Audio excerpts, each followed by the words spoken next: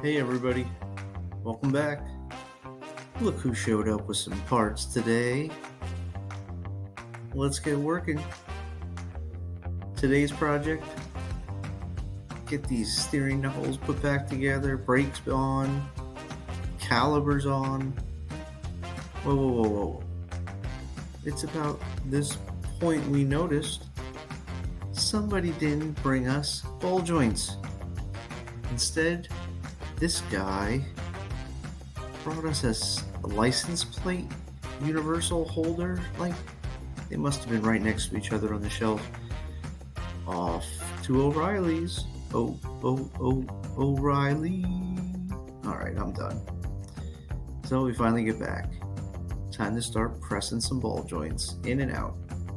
Pro tip, when this thing starts binding up on you, whether you go to the auto parts store and you rent one, or you just go to Harbor Freight and buy one, when it starts binding up, just get out the little hammer and give it some taps. It'll free it up. Sometimes it just needs that vibration to settle it down in there. Okay, let's talk time. You're probably talking about 30 minutes per side, one person. It goes a lot quicker if you have an extra set of hands though. But be prepared. It takes a hot minute to figure out which combination of little cups to put where to make everything work just right. Now it's time for some axle seals. These things are cheap, they look good. Just remember, put that little greaser facing back. Makes it a ton easier to grease that thing. Ask me how I know.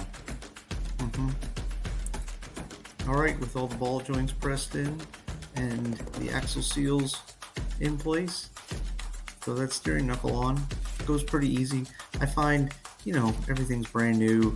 You just give it a little tap, get it up into place, use a soft dead blow hammer. Rubber mallet ain't gonna cut it here. But, you just want to help it get it seated.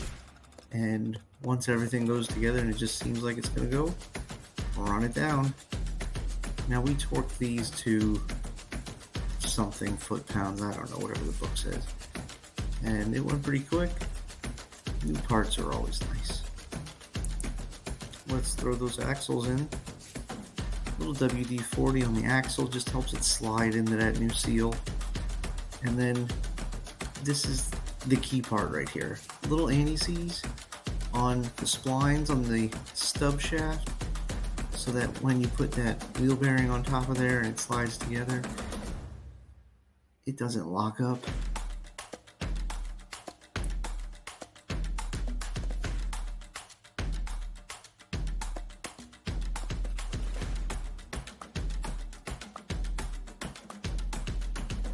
Okay, it's time for those 3 wheel bearing studs. Now those are those 12-point jobbers. I want to make sure you get the right socket for these things. A little bit of blue Loctite on them, because this is something you don't want to come loose ever. And then I stick a little bit of anti-seize just where the two metals meet, where the wheel bearing tucks into the steering knuckle. Listen, you're out on the trail, something breaks, you start tearing stuff apart, you'll thank me that some of this stuff comes apart a little easier. You don't want to be hammering on stuff in the middle of the woods trying to get it apart. So, another pro tip, don't hook up the tie rod. Make that the last thing you do. Then you can manipulate the steering knuckle back and forth.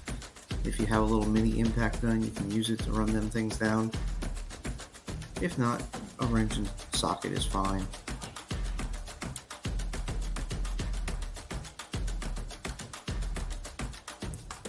Finally, let's put some rotors and calipers back on this thing and call it done. And those new bolt holes on the steering knuckle for the caliper bolts, get them things tight, but do not over tighten them, or you'll be replacing yours too when you strip them out.